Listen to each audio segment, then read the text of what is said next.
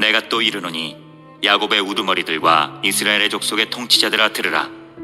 정의를 아는 것이 너희의 본분이 아니냐? 미가 선지자는 이스라엘의 정치 지도자들을 향하여 정의를 아는 것이 너희의 본분이 아니냐고 반문하고 있습니다. 이는 달리 말하면 이스라엘의 정치 지도자들은 정의를 알지 못하였다는 말입니다. 특별히 여기서 아는 것으로 번역된 히브리어 원문은 야다으로서 이는 지적으로 사실관계를 바르게 인식하는 것만 아니라 실제 몸으로 실천하는 것까지 의미하는 단어입니다. 또한 안다는 것은 무엇에 대해 전문가가 된다는 것을 의미하는 것이라 할 수도 있습니다.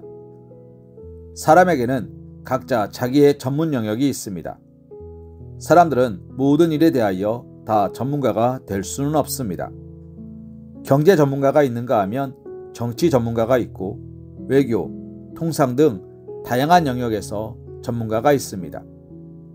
경제 전문가는 정치에 대해서는 문외한일 수도 있고 반대로 정치 전문가가 경제에 대해서는 잘 모를 수 있습니다. 그러한 이유로 나라를 이끌어가는 최고 통치자인 대통령은 홀로 나라를 다스리지 않고 여러 방면의 전문가들을 적재적소에 발탁하여 일하게 하며 여러 전문가들로부터 조언을 듣습니다.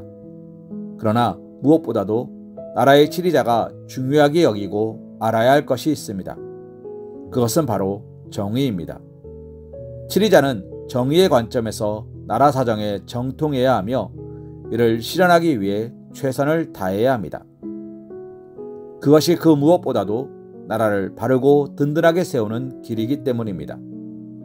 그런데 많은 나라의 경우에 지리자의 중요한 덕목으로 경제나 외교적 능력은 꼽지만 그 자신이 깨끗하고 정의와 공의를 실천할 능력이 있는 것은 큰 장점이라고 생각하지 않는 경향이 있습니다. 심지어는 청렴과 깨끗함을 나라를 치리하는 데 적합하지 않은 것으로 생각하기도 합니다. 그래서 과거 지도자 선출을 보면 이러한 도덕적, 윤리적인 결함이 없고 정의와 공의를 잘 실천한 인물보다는 도덕적인 결격 사유가 있음에도 경제적, 정치적, 외교적 능력을 인정받아 지도자의 자리에 오르는 경우를 쉽게 발견할 수 있습니다. 그러나 그 결과가 그리 좋지만은 않았다는 것을 우리는 알고 있습니다. 이처럼 정의를 실현하는 것은 지리자의 첫 번째 자격 조건입니다. 그가 이것에 대해 전문가가 되지 않으면 정의를 세울 수 없습니다. 이스라엘의 지리자들은 불행하게도 이러한 영역에 대해서 전문가가 되지 못하였습니다. 그들은 자기들이 굳게 지켜야 하고 익혀야 할 제일 덕목이 무엇인지도 몰랐습니다. 그들은 선을 사랑하고 악을 미워하며 법에 따라 바르게 판결해야 하였지만 도리어 그 반대로 행하였습니다. 그들은 선을 미워하고 악을 기뻐하였습니다. 하나님께서 그들에게 권세를 주신 것은 정의를 실현하게 하기 위함이었으나 그들은 자기들에게 주어진 권세로 도리어 정의를 깨뜨렸습니다. 그러므로 그들은 정의로우실 뿐 아니라 그들에게 권세를 허락하신 하나님의 심판을 받을 수밖에 없었던 것입니다. 사랑하는 성도님, 나라가 부패하고 사회가 무질서로 치닫는 결정적 원인은 지리자에게 있습니다.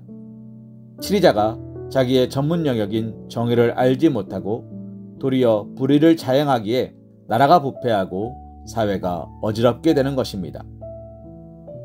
그들이 그렇게 정의를 알지 못하였으니 어찌 나라가 총체적으로 부패하지 않을 수 있겠습니까?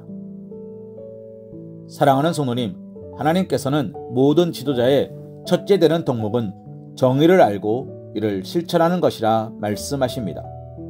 그러므로 누구든지 지도자가 되기를 원한다면 정의를 알아야 합니다.